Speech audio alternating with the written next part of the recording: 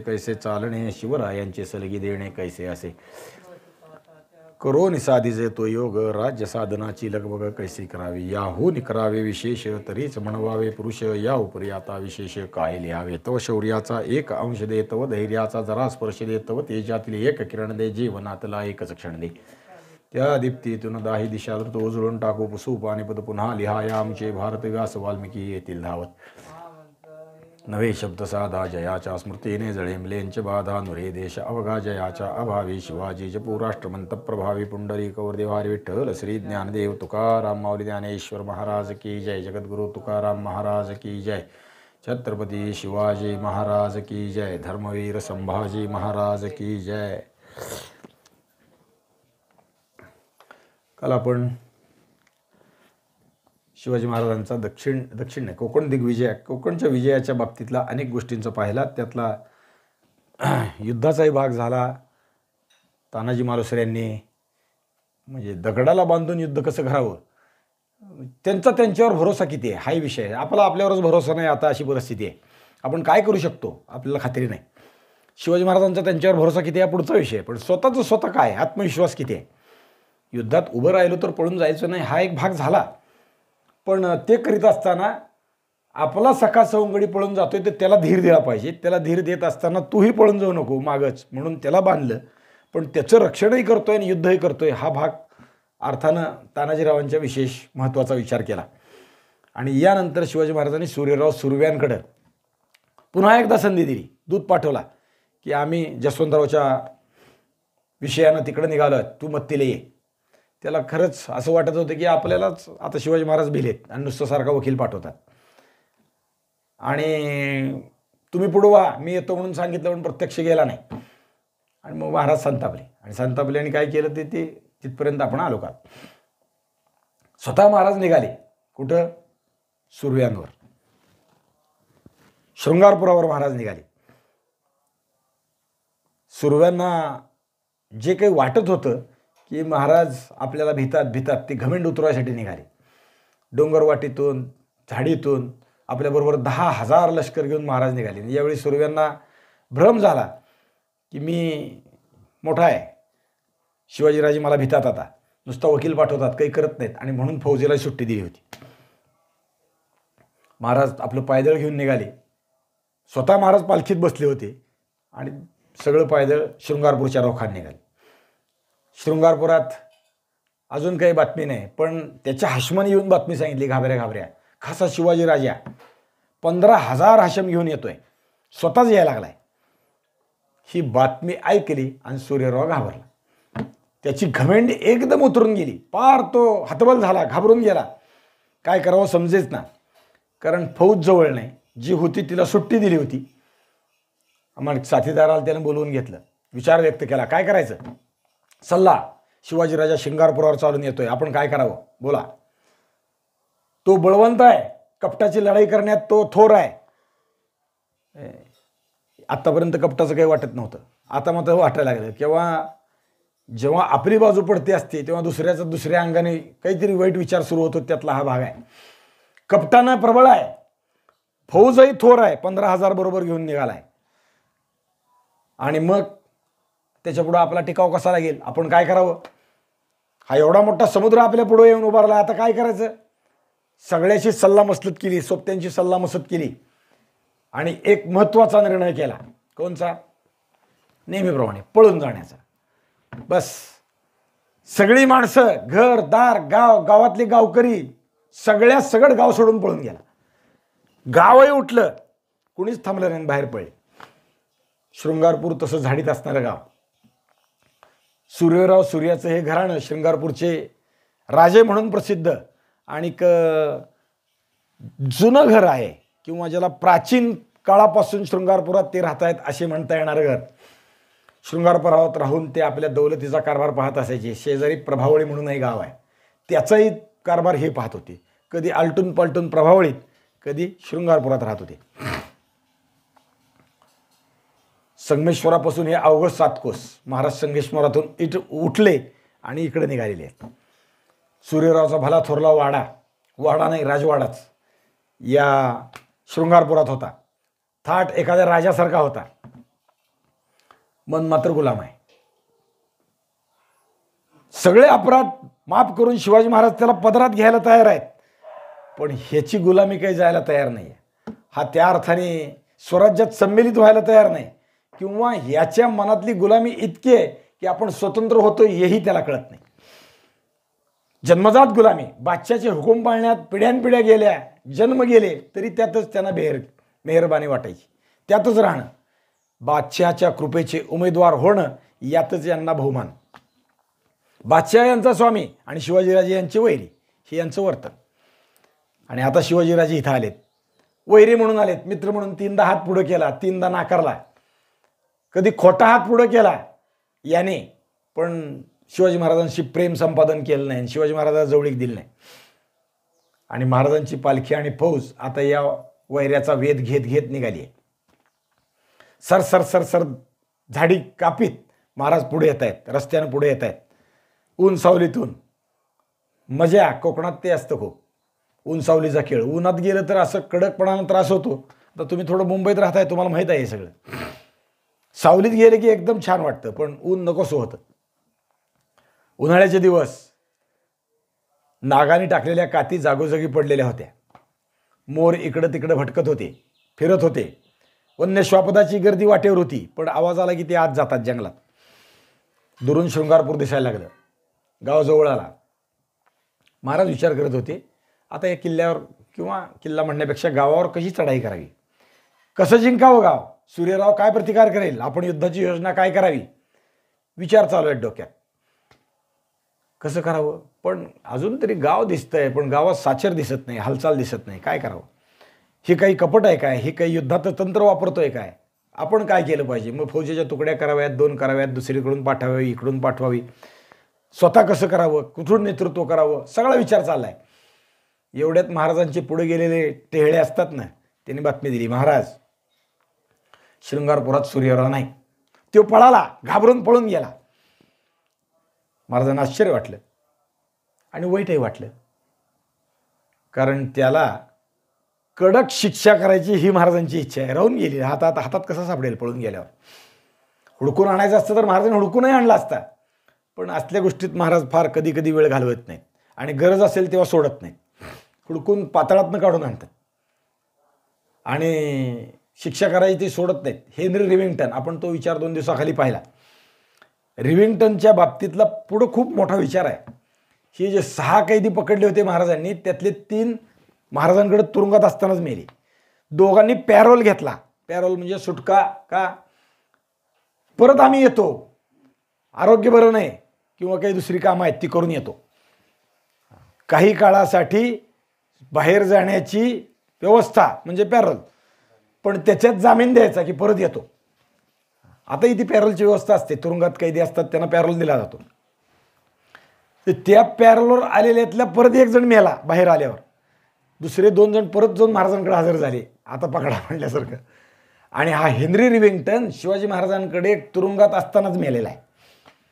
शिवाजी महाराजांच्या विरुद्ध उपद्व्याप काय होतात, केल्यावर काय होतं, त्याचं फळ आहे ते हेनरी रिव्हिंग्टनला मिळालं. शिवाजी महाराजांच्याकडे तुरुंगात पडला असतानाच मेला, पण आपली माणसं सोडावीत म्हणून इंग्रजांनी खूप प्रयत्न केलेत. सुरतेपासून, मुंबईपासून, राजापुरापासून सगळ्यांनी प्रयत्न केलेले आहेत. आपला माणूस तुरुंगात अडकला की सोडण्यासाठी, त्याची भले चूक आहे, पण सोडण्यासाठी काय करावं त्यांनी खूप प्रयत्न केले. ते शिवाजी महाराजांना आम्ही तुम्हाला पैसे देतो, 5000 पॅगोडा देतो, त्यावेळेसच्या म्हणजे परिमाणात असणारं चलन आहे पॅगोडा, ज्याला आपल्या पद्धतीत आपण होन म्हणतो. 5000 पॅगोडा देतो, पण आमचा माणूस सोडा. शिवाजी महाराजांनी सोडला नाही, कारण हा म्हणजे शिक्षा करायची तर कच्ची पक्की असला विचार करायचा. शिक्षाच जसा खंडोजी खोपड्याला केली, जसं बाबाजी पाटील गुजराला केली, जसं मसूरच्या जगदाळ्याला केली, जसं बाजी घोरपड्याला केली, पुढचा विषय, आत्ता बाजीचा नाही विषय चालू, पण जशी म्हणजे चंद्रराव मोऱ्याला केली, समूळ खणून माणसं संपून टाकली, ठेवलं नाही घर. बाजी घोरपड्याचा तेच केलं. नाही ना, एक सून तेवढी परगावी गेली होती माहेरी बाळणपणाला, त्यामुळे ती वाचलीन, ती घर जिवंत राहिलं. तरी शिवाजी महाराजांचा क्रोध अग्नी भयानक आहे. शिवासारखे खरोखर शांत आहेत आणि शिवासारखे भयंकर उग्रही आहेत. एकदा तांडव सुरू झालं हे कुणीही वाचू शकणार नाही. समोर मदन जरी आला तरी जाळून भस्म. अर्थात मदन हा भाग वेगळा आहे, त्या कथेच्या हिशोबानं विषय नाही. पण कुणी आलं, त्रैलोक्य जरी उभारलं तरी जाळून भस्म. शिवशंकरासारखं आपण परवाही विचार केला, नरसिंहाचं काय आहे? भगवान विष्णूचा जेव्हा रुद्रावतार प्रवेश होतो, आवेशावतारात नरसिंह म्हणून येतात, तेव्हा काय केलं?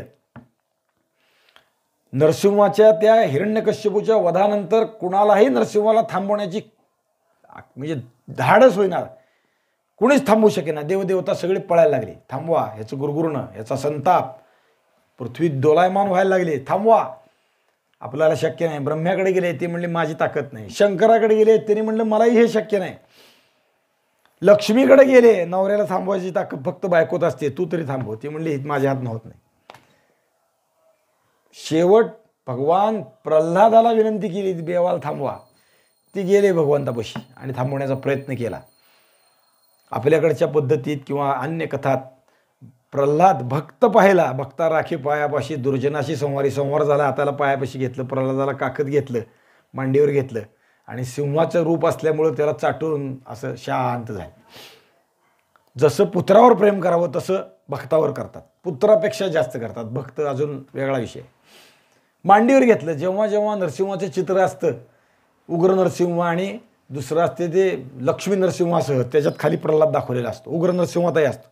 आणि कधी कधी जर चित्र किंवा शिल्पशास्त्राचा विचार केला तर तो नरसिंह मांडीवर घेतलेला, प्रल्हाद मांडीवर घेतलेला नरसिंह आपल्याला पाहायला मिळतो.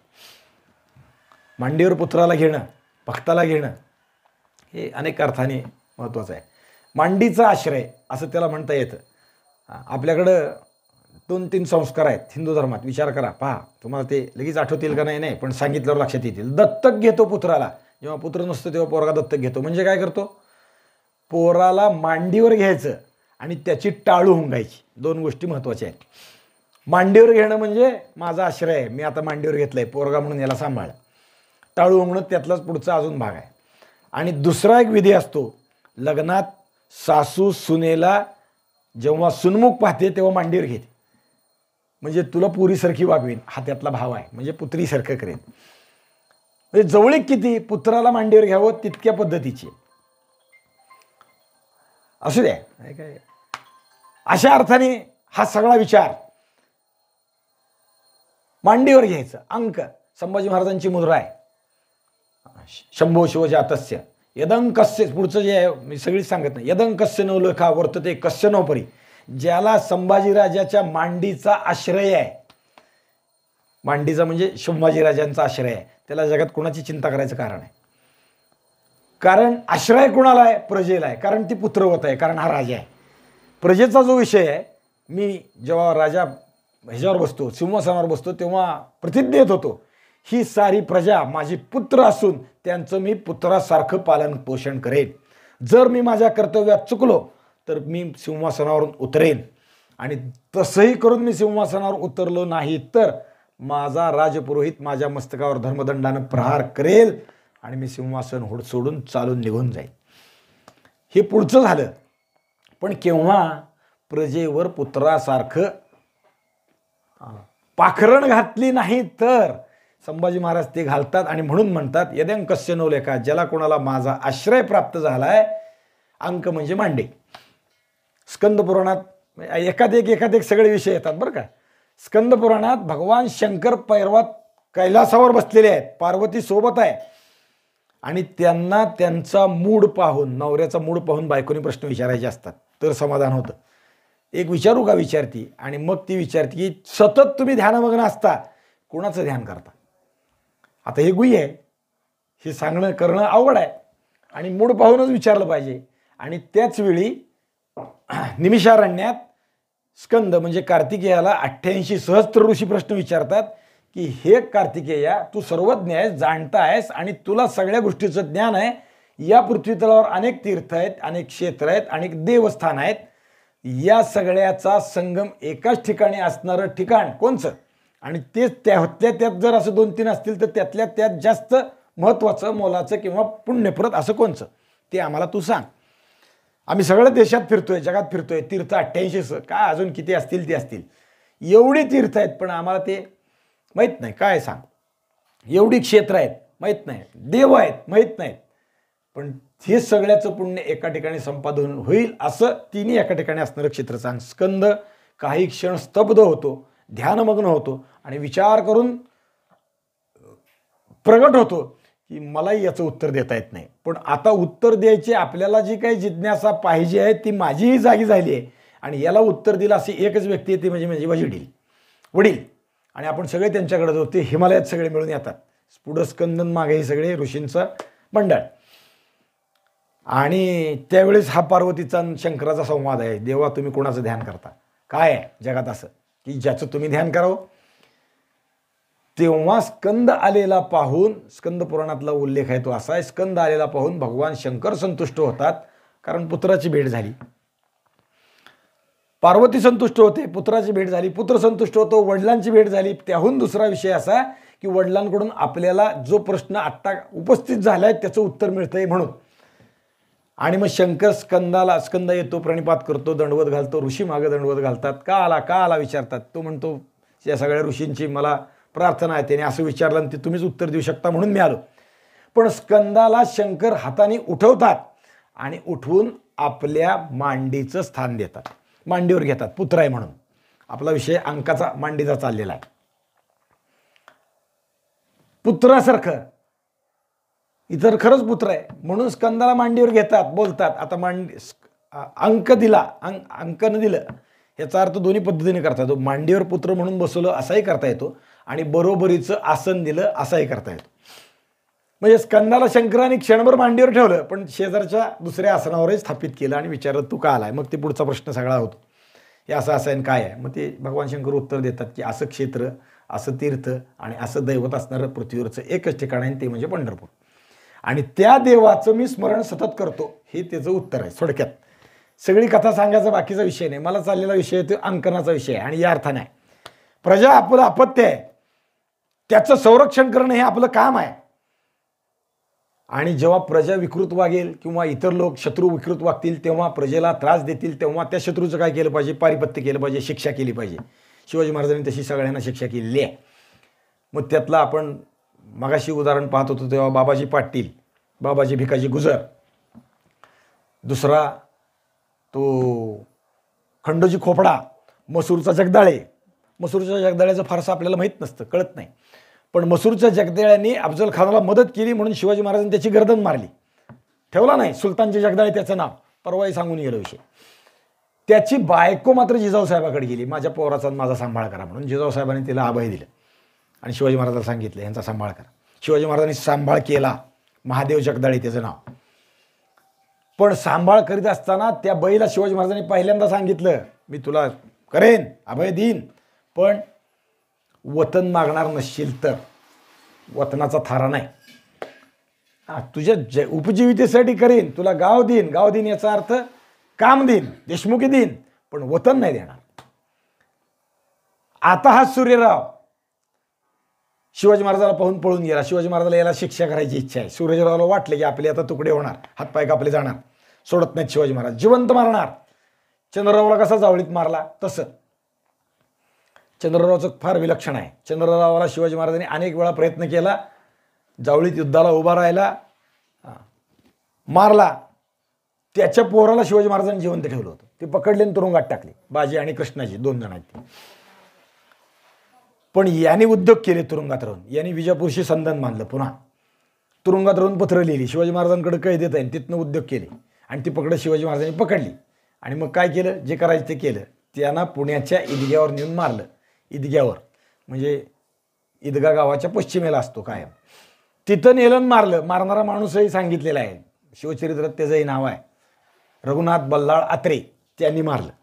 रघुनाथ बल्लाळ आत्रे म्हणजे आता आजच्या विषयात तोही विषय येणार आहे. रघुनाथ बल्लाळ आत्रे म्हणजे कोण? प्र के आत्र्यांचे पूर्वज, सासवडचे. ती केवढे असतील? प्र के आत्र्यांना पाहायचा विचार करायचा. प्र के आत्रे 6 फूट उंच होते, प्रचंड तिप्पाड देहधारी. त्यांचे मूळ पुरुष हे रघुनाथ बल्लाळ आत्रे, ते शिवाजी महाराजांच्या सेवेत आहेत. यांनी त्यांना मारलं. हे सगळं त्या सूर्यरावाला दिसतंय. मसूरच्या जगदाळ्याला मारलं, खंडोजी खोपड्याला मारलं, बाबाजी पाटलाला मारलं, तो रंगो वाकडे त्यांनी बलात्कार केला आणि जावळीच्या आश्रयाला गेला, तो मेला. कागदपत्रात मेला एवढा उल्लेख आहे, पण मेल्याचं कारण मला तरी असं वाटतं की शिवाजी महाराजांनी त्याला तिथं मारला असला पाहिजे. कुणीतरी माणूस घालून, विष घालून, काहीतरी करून मारलं. भीतीनं स्वराज्य सोडून तो आश्रयाला गेला जावळीच्या, पण शिवाजी महाराजांनी त्याला तिथंही सोडलं नाही. शिवाजी महाराज असे आहेत, आता आपली हीच आहे, आपली काही धडगत नाही, म्हणून तो पळाला. आणि म्हणून शिवाजी महाराजाला दुःख होतंय की याला शिक्षा करायची राहील. फौज गावात शिरली. महाराज यावेळी पालखीतच बसून आहेत, पालखीतला गोंडा धरून गावात चाललेत आणि गावात प्रवेशले. गावाचं कुसू ओलांडलं, वेशीतून हात गेले. गाव जवळजवळ ओस पडला. आता सगळेच निघून गेले शिवाजी महाराजांच्या भीतीनं. चंद्ररावचेच लोक, ते सूर्यरावचेच लोक. महाराज सूर्यरावच्या वाड्यात शिरले. पालखी ठेवली, आता वाड्यात शिरले. राजवाडात जणू तो वाडाही ओस पडला होता, आत माणूस नव्हतं, सगळे निघून गेले होते. तरी महाराजांनी हत्यार धारण केलं हातात. पालखीतून उतरली, तलवार काढली, हातात धरली. बरोबरचेही लोक शस्त्र घेऊन चालले. गाव ओस पडला असताना शस्त्र का घ्यावं, काय कारण आहे? पण अष्टावधानी असावा माणूस. कसा असावा? सतत सावध असलं पाहिजे, झोपेत सुद्धा सावध असलं पाहिजे. शिवाजी महाराज त्या पद्धतीने वागतात. क्वचित कुणीतरी वाड्यात लपून राहिला असेल, सूर्यरावने धोरण केलं असेल आणि एखादा माणूस आला अंगावर चालून, तर दगा होता कामा नाही. अफजल खानाच्या भेटीला आपण सावधपणानं जातोय, इथंही सावधच असलं पाहिजे, सतत सावध असलं पाहिजे. शिवाजी महाराज जेव्हा आग्र्यात आहेत तेव्हाही सावध आहेत. पलंगावर झोपले तरी माणसं बारात नंग्या तलवारी घेऊन उभा आहेत. आताही माणसं उभे आहेत. सुरतेचं उदाहरण जिवंत आहे आपल्यापुढे शिवाजी महाराजांच्या बाबतीत. सुरतेत वकील म्हणून भेटायला आला, वकिलाला वकिलाचा मामानं वागवलं, पण खाजगीत बोलायचं आहे म्हणून इनायत खानानं पाठवलेला माणूस शिवाजी महाराजांवर कट्यार काढून चालून निघाला, मारता झाला. माणसं झोपलेली नाहीत, सावध आहेत सगळे. शिवाजी महाराजांचे लोक अत्यंतिक सावध आहेत. महाराज स्वतःही सावध असतात. तसं त्याने जागेवरतीच त्याच्या हात कापला, पहिला हात कापला आणि मग तो शिवाजी महाराजांच्या अंगावर जोन पडला. हात कापला की रक्ताचा लोंढा सगळा अंगावर सांडला. शिवाजी महाराजांच्या अंगावर रक्त सांडलं आणि ते रक्त पाहिलं. शिवाजी महाराजांवर झालेला हल्ल्याचा विचार केला आणि सुरतेत जे पकडून आणलेले लोक होते त्यांची कत्तल मराठ्यांनी करायला सुरुवात केली. शिवाजी महाराज तसल्याही परिस्थितीत सावध, पटकन सावध अनेक अर्थाने आहे बरं का, स्वतःच्या बाबतीत आणि जनतेच्या बाबतीत पण. हे गोरगरीब आहेत, ह्यांना मारू नका, पटकन उठून बाहेर आले, लोकांना थांबवलं. मग अशा राजावर जनता प्रेम करणार नाही तर का करेल? अशा राजासाठी लोक रक्त आपलं का आठवणार नाहीत, का सोडणार नाहीत, प्राण का वैरणार नाहीत? इतक्या अर्थाने शिवाजी महाराजांचा विचार आपण केला पाहिजे, तर आपल्याला ते शिवाजी महाराज कळतील. गाव ओस आहे, वाडा ओस आहे, दगा होऊ शकतो, याचा विचार शिवाजी महाराज म्हणजे स्वतःच्याही बाबतीत सावध, जनतेच्याही बाबतीत सावध आहे. काय करावं? हातात तरवार घेऊन वाड्यात चालत गेले शिवाजी महाराज. हशमासह चालत गेले. एक एक दालनं पलटत कुठं आहे नाही या. मग एकदम ज्याला दिवाणखाना म्हणू आपण किंवा दरबार हॉल म्हणतात नव्या पद्धतीत, त्या जागेवर पाहिलं. तिथं उंची मसनद घातली होती. मसनद म्हणजे बसायची बैठक, आणि सूर्यराव तिथं बसायचा. आणि आपलं राजकारण ते काय, त्याच्या सुभा असेल, त्याचं गाव असेल, त्याचं काय वतन असेल, वाडी असेल, त्याचा कारभार तिथून करायचा, तिथं बसायचा. एखादा बादशाहसारखा त्याचा थाट होता, सिंहासनच जणू त्याचं ते होतं. ते पाहिलं आणि मस्तकात शिवाजी महाराजांच्या आग पेटली. आधीच ती आग धुमसत होती, आता ती जास्त प्रज्वलित झाली. शिवाजी महाराज त्या आसनापर्यंत गेले आणि महाराजांनी लाथ मारून ही गादी उधळून टाकली. शिवाजी महाराजांनी मारली लाथ नुसत्या त्या मसनतीला मारली एवढा विचार करायचा नाहीत. ही मारलेली लाथ गुलामगिरीला आहे, ही मारलेली लाथ घमेंडी लोकाला आहे, ही मारलेली लाथ स्वराज्याच्या वैऱ्याला आहे, एवढा विचार करायचा. तारीख 29 एप्रिल 1661 सूर्यराव सूर्याच्या शृंगारपुराचा महाराजांनी पाडाव केला. सूर्यरावाची गादी लाथेने ठोकरून दिली. पारतंत्र्याची ही सारी निशाणी आणि पारतंत्र्याची ही लक्षणं शिवाजी महाराज एवढ्या पद्धतीनं ठोकरून देतात किंवा उधळून टाकतात. पारतंत्र्य कसं उधळावं शिवाजी महाराजांकडून शिकलं पाहिजे. देवाधर्माची भूमी मुक्त करीत असताना, हिंदवी स्वराज्य बलाढ्य करीत असताना, अहोरात्र कष्ट करीत असताना, अट्टहास करीत असताना समोर आलेल्या या अशा मस्तीच्या मसनदी शिवाजी महाराजांनी पायाने उधळून दिलेल्या आहेत. जर या लोकांनी शिवाजी महाराजांना एका सुरात साथ दिली असती तर, साथ जाऊ द्या, निदान विरोध केला नसता तर, त्याच वेळेस दिल्लीवर शिवाजी महाराजांनी भगवा फडकवला असता. आणि जगभर हिंदू राष्ट्राची स्थापना केली असती. नर्मदा ओलांडून शिवाजी महाराज त्याच वेळी दिल्लीपर्यंत गेले असते. पण काय करावं, चंद्राशी आणि सूर्याशी भांडायची पाळी आली. खरं तर सूर्यवंशी, खरं तर चंद्रवंशी, दोन्ही अर्थानं आईसाहेबांकडून चंद्रवंशी आहे, पित्याकडून सूर्यवंशी आहे, त्यांच्याशीच भांडायची नावं धारण केली आहेत या लोकांनी. पण त्यांना सूर्यवंश आणि चंद्रवंश कळत नाही. शृंगारपूर काबीज झालं. जावळीतून जसं सूर्यराव चंद्ररावाचं उच्चाटन केलं, तसं आता शृंगारपुरातून शिवाजी महाराजांनी सूर्यराव सूर्याचं उच्चाटन केलं. संपवलं, विषय खलास. शास्त्री नदीचा परिसर हा शृंगारपुराच्या जवळ शास्त्री नदी आहे. चिपळुणात वशिष्ठी आहे. हां, तीच वशिष्ठी नदी तशीच पुढं लांब म्हणजे समुद्रापर्यंत जाते वगैरे वगैरे. हिंदवी स्वराज्याचा अंमल आता शास्त्री नदीच्या परिसरात बसला. खरं नद्यांची नावं फार आपल्याकडची विलक्षण आहेत. शास्त्री नदी कसं काय ठेवलं आहे मला काही आत्तापर्यंत गूढ कळलेलं नाही, पाहायला हवं. सरिता कोश आहेत, त्यात खरं काही आहे का बघूयात.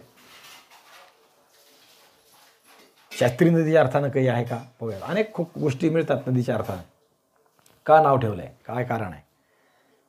शिवाजी महाराजांच्या रायगडाच्या पायथ्याला गांधारी म्हणून नदी आहे. काळ म्हणून एक नदी आहे. काळ परवाही बोललो. टकमक टोकावरून खाली पाहतो ती काळ आहे, तिच्या खाली धरण घातलेलं आहे टकमकच्या खाली, आणि दुसऱ्या बाजूनं वाहते ती गांधारी आहे. काळ का, त्या काळ नदीच्या परिसरात खाली राहिलेल्या लोकांना वर झालेला पाऊस आणि आलेला पाण्याचा लोंढा अशा काही प्रचंड वेगाने येतो की आपला काळ बनून जातो. वर काय झाले ना आपल्याला काय होतं याची काही गणनाच कळत नाही, म्हणून तिला काळ म्हणतात. आणि गांधारी का, त्याच्याबद्दल एक कथा आहे, रायगडाच्या रहाळातली कथा आहे. पांडव वनवासात असताना त्यांना शोधायसाठी कौरव प्रयत्न करीत होते, त्यावेळेस गांधारी ही पोराला मदत करीत होती. आणि भीम काम करीत असताना त्याला काही काम लावलं, रात्रीच्या आत हे काम कर, हे मंदिर बांध. अनेक ठिकाणी कथा आहेत, तशीच ती आहे, हे कर. आणि जर सकाळ झाली तर ती काही कामाचा उपयोग नाही, तू काही अशा अर्थानं तो विषय तुझं काम झालं नाही पुरं असं म्हणता येईल. आणि भीमानं ते सगळं काम, महाकर्माचं काम रात्रभरात पुरं करायचा अट्टाहास मांडला. काम करीत असताना गांधारी लक्षात आलं की हा ते सगळं पुरं केलं म्हणजे आपलं काही राहायचंच नाही. आणि म्हणून तिनं कोंबड्याचं रूप घेतलं आणि कोंबडा पहाटे आरवतो तसं अपरात्री तिनं ओरडायला सुरुवात केली गांधारीनं. आणि कोंबडा ओरडला म्हणजे आता पहाट झाली असं भीमाला वाटलं आणि तो संतापला, चिडला. त्यानं ते काम सोडून दिलं, अर्धच राहिलं म्हणून, आणि त्या कोंबड्याला धरायला पळत सुटला. त्या कोंबड्याला धरायला पळत सुटला. ते कोंबड्याला घाम सुटला, तो पळत सुटला. कोंबडा मारूनच टाकतो म्हणला, तुझ्यामुळे सूर्य उगवायला लागला म्हणून. आणि ते कोंबडा पळत सुटला आणि त्याचा घाम सुटला आणि भीम त्याच्या मागं पळत सुटला. त्या घामातून निर्माण झाली म्हणून तिला गांधारी म्हणतात. त्या कोंबड्याच्या निमित्तानं निर्माण झालेली नदी, गांधारीच्या निमित्तातून निर्माण झालेली म्हणून तिला गांधारी नदी म्हणतात.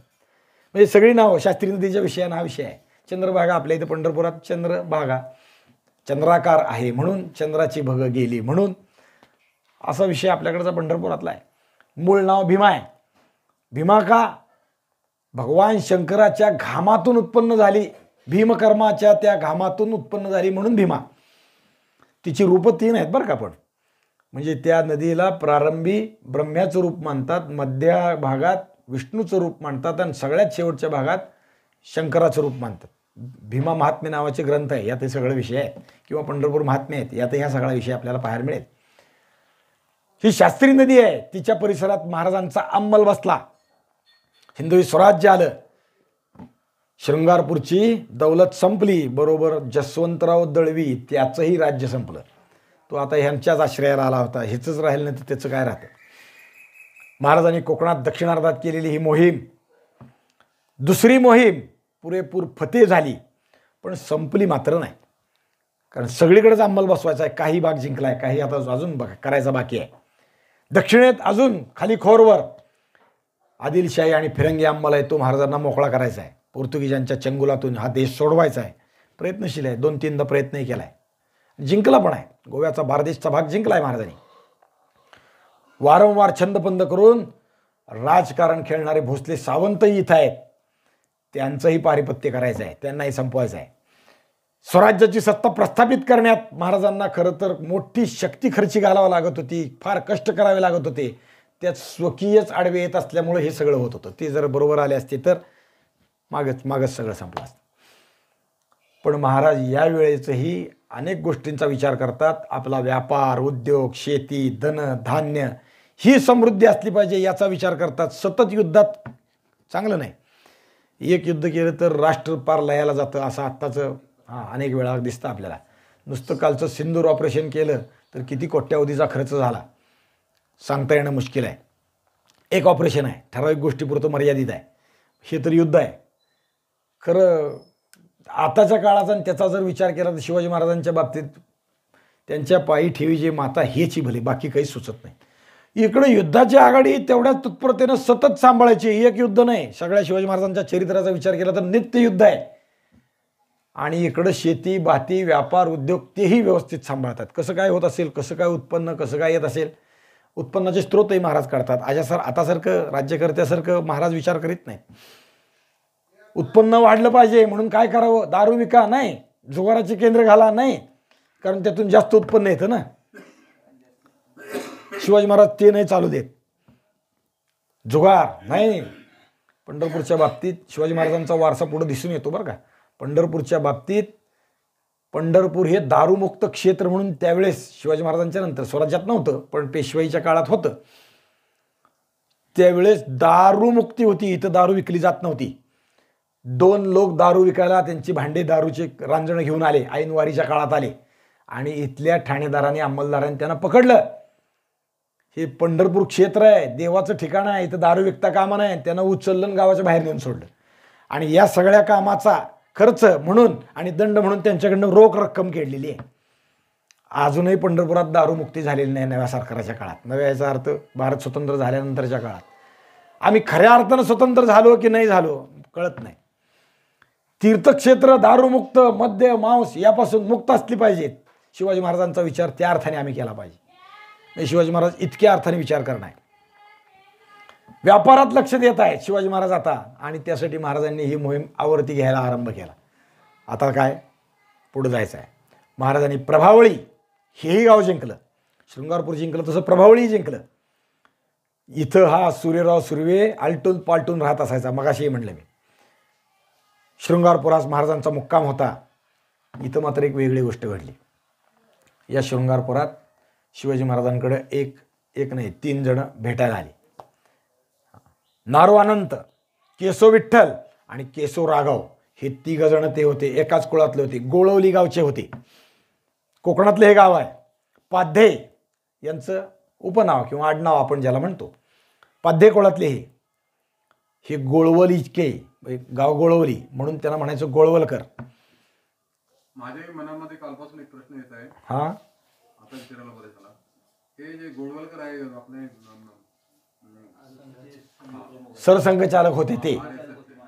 शक्यता आहे की ते त्या गोळवलीचे असावेत. असावेत.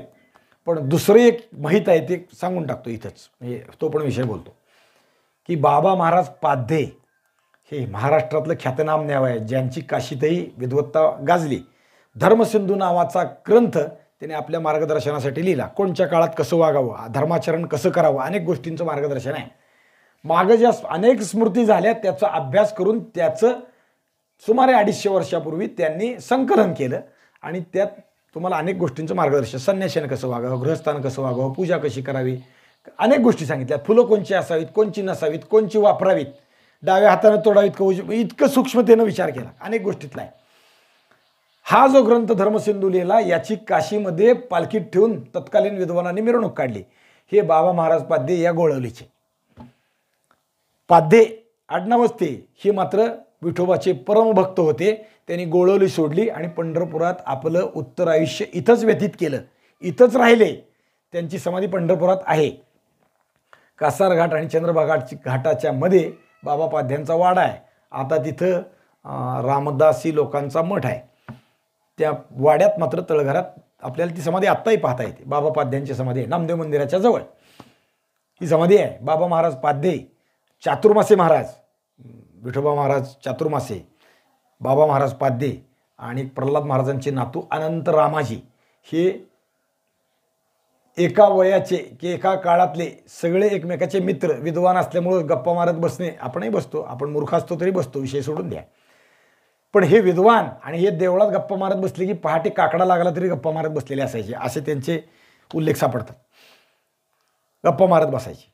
मग ते धर्मशास्त्र चर्चा अमकं तमकं काय त्यांचा विषय असेल माहीत नाही, पण हे मित्र होते आणि सतत एकत्रित असायचे असे उल्लेख आहेत. बाबा महाराज पाध्ये पंढरपुरात राहत होते.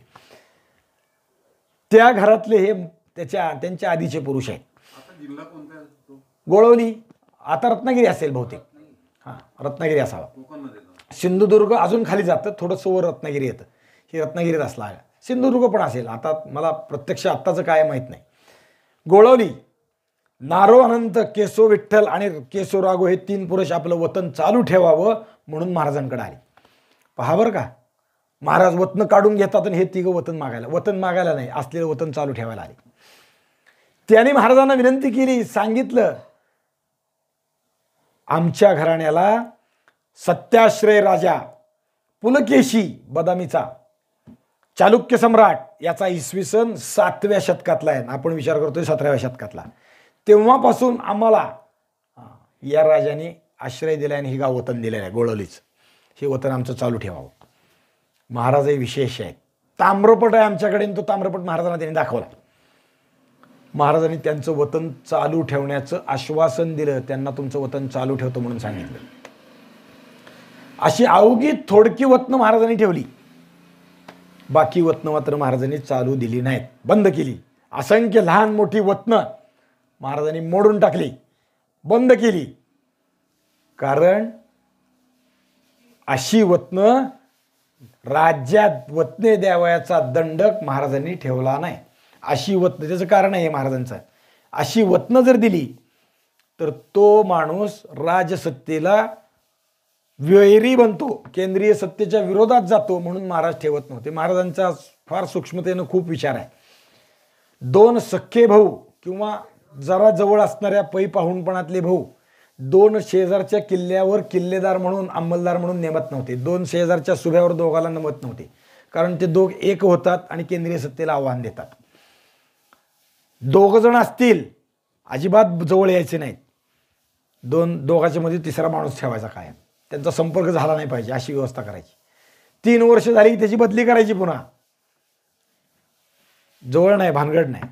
जे काही आहे ते सगळं राजाचं याचा अर्थ राज्याचं. स्वतःचं वैयक्तिक भानगड काही ठेवायची नाही. रोख पगार द्यायचा कामासाठी वतन नाही. पूर्वी जे होतं काम करा, कुलकर्णीपणाचं वतन, पाटीलपणाचं वतन, महाजनपणाचं वतन किंवा अन्य गोष्टीचं वतन, चौगुल्याचं वतन, खूप वतनं होती आपल्याकडं. ती जी वतनी जमिनी दिल्या जायच्या, ती वतनी जमीन म्हणजे त्याच्या मालकीची नुसती नाही, त्याचा सारा त्यांनी भरायचा नाही सरकारला, म्हणजे वतन. आणि मग तो केंद्रीय सत्तेला जड ठरतो, म्हणून ही भानगड महाराजांनी बंद करून टाकलेली आहे. पण इथं मात्र काही गोष्टीत महाराज लवचिक झाले, अत्यंत थोडक्या. इथंच यांना मात्र 1000 वर्ष ही धर्माचे काही विचार करून वागतात, म्हणून महाराज त्यांना वतन तसंच कंटिन्यू केलं, पुढं ठेवलं. महाराजांनी आता या सुभ्याची नव्यानं मांडणी केली. प्रभावळी, सुभा प्रभावळी, शृंगारपूर त्याच्या अंकित आहे. आणि या प्रभावळीचे नवीन सुभेदार नेमले त्र्यंबक भास्कर. म्हणजे कोण लक्षात आले का? पन्हाळ्याच्या वेढ्यात ज्यांनी किल्ला लढवला ते. शिवाजी महाराज गडावर असताना गड सोडून गेल्यावरती सुद्धा ही महाराजांच्या आत्ता बरोबर आहेत. त्यांनी महाराजांना सुभेदार महाराजांनी त्यांना केलं, इथंच ठेवलं. पुढे काही दिवसांनी पुन्हा महाराजांनी सुभेदारी बदलली, यांना दुसरीकडे कामाला पाठवलं. इथं पिलाजी निळकंठ सरनाईक यांना सुभेदारी दिली. निळकंठराव हा या घरातला किताब आहे. महाजी सरनाईक हे ह्याचे वडील, 4 भाऊ. याच्या शाखेतला एक माणूस सध्या आळंदी देवस्थान, श्रीधर सरनाईक आहेत ना, ते ह्या सरनाईकाच्या घरातले आहेत. तुम्हाला विचारा त्यांना, ते बरोबर सांगतात. अजून एक त्यांचं घर सध्या भागानगर, म्हणजे हैदराबाद, भागानगर म्हणल्यावर कळत नाही, भाग्यनगर म्हणल्यावर नाही कळत, हैदराबादमध्ये आहेत. आणि धोंडोप आपले गंगू काका शिरवळकर आहेत ना, त्यांच्या भावाची लेक या घरात दिली होती. अजून ते क्षीरसागर यांचं मूळचं नाव गंगू काका शिरवळकरांचं, त्यांची एक लेक या घरात दिलेली होती. अजूनही त्यांचा संपर्क पंढरपुराशी चांगला आहे. तर हे म्हणजे सरनाईक झाले. सरनाईकांनाही पुढे शिवाजी महाराजांनी कमी केलं म्हणजे दुसरीकडे दुसऱ्या कामावर पाठवलं आणि त्या जागी नवीन सुभेदार नेमले रघुनाथ बल्लाळ आत्रे. मगाशी मी सांगितलं ते, मगाशी म्हणालो होतो की यांचा उल्लेख पुढे येणार आहे. प्रभावळीचे सुभेदार म्हणून नेमलं. पुढच्या काळात तर संभाजी महाराजांना या प्रभावळीचा कारभार दिला होता. संभाजी महाराजांना म्हणजे शिवाजी महाराज जेव्हा दक्षिण दिग्विजयाला गेले त्यावेळेस प्रभावळीचा कारभार संभाजीराजांच्या अखत्यारीत होता.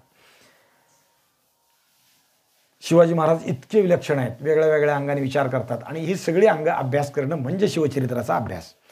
नुसतंच लढाई सांगणं, नुसतंच शिवाजी महाराज की जय म्हणून फिरणं, नुसतंच दाड्या करून फिरणं, नुसतंच चंद्रकोरी लावणं म्हणजे शिवाजी महाराजांचे आचरण नाही. ते आचरणाला जाण्याची सुरुवात आहे. अनेक गोष्टींचा शिवाजी, देवावरचा विश्वास, धर्मावरचा विश्वास, धर्मरक्षणासाठी केलेला खटाटोप, अविरत प्रयत्न, हा सगळा विचार शिवाजी महाराजांचा जेव्हा करत असू तेव्हा शिवाजी महाराज की जय याला खरा अर्थ आहे. तोपर्यंत हे सगळं शून्य आहे. शिवाजी महाराजांची मिरवणूक काढायची शिवजयंतीला, उत्सव करायचा आणि मागच्या ट्रॅक्टरमध्ये ड्रम भरून ठेवायचे, हे शिवाजी महाराज की जय नाही. शिवाजी महाराजांच्या नीती नियमानं अशा लोकांची मुंडकी मारली पाहिजेत असं शिवाजी महाराज म्हणतात. वतन आणि जहागीर असलेले लोक स्वार्थी असतात, इतिहास याला साक्षी आहे. महाराजांविरुद्ध लढत असलेले स्वजन आपल्या जहागिरी आणि वतन टिकवण्यासाठी, अधिक मिळवण्यासाठी सतत ओढ दिसते. काल एक उच्चारणही सांगितलं शिर्क्यांचंच, हेच विषय आहे, दाभोळचं वतन. खूप जणांचे विषय आहेत. पुढं स्वार्थासाठी धरसोड करणं ही यांची वृत्ती. कुठूनही सत्ता आपल्या घरात असली पाहिजे. सध्या तेच दिसतं. कोणताही पक्ष प्रबळ झाला की पहिला सोडायचा आणि दुसऱ्यात जायचं, दुसरा सोडायचा तिसऱ्यात जायचं. सत्ता आपल्याच घरात, आपल्याच हातात असली पाहिजे, हाच भाव. निष्ठा, तत्व, भानगड नाही. मोरे, खोपडे, सुर्वे, होनप, बाबाजी होनप देशपांडे शाहिस्तेखानाला मिळाले होते ना, हे सगळे त्यातलेच. त्यात अजून एक भरत आहे, सावंतवाडीचे लखम भोसले. भोसले शिवाजी महाराजांचे तसे भोसले म्हणून घरातले म्हणू आपण, एकाच कुळातले, पण शिवाजी महाराजांना साथ देत नाहीत. अफजल खानाच्या वधापूर्वी भोसले सावंतांनी महाराजांकडे पितांबर शेणवी पाठवला होता. कोकणात जाऊन महाराज करार केला तेव्हा 5 मार्च 1659 शिवाजी महाराजांना वस्तू भेट दिल्या, त्यात ती तलवार दिलेली आहे. शिवाजी महाराजांनी एक फुकट शस्त्र, क्षत्रियांनी शस्त्र फुकट घ्यायचं नसतं, लोकांचं ढापायचं नसतं, चोरायचं नसतं, त्याचा मोबदला त्याला द्यायचा. जरी तू भेट दिली तरी महाराजांनी त्याला भेट दिली आहे 300 होऊन. आपण तो विचार केला मागं. आम्ही तुमच्याशी निष्ठेने वागू, तुमच्या बरोबर राहू, स्वराज्याच्या साधनाच्या ठाई तुरुक लोकांचे काय वैर तुमच्याबरोबर करू, तुमच्याबरोबर त्यांच्याशी राहून युद्ध करू. महाराजांच्या वकिलापाशी राहून तुरुक लोकांचे साधान करू.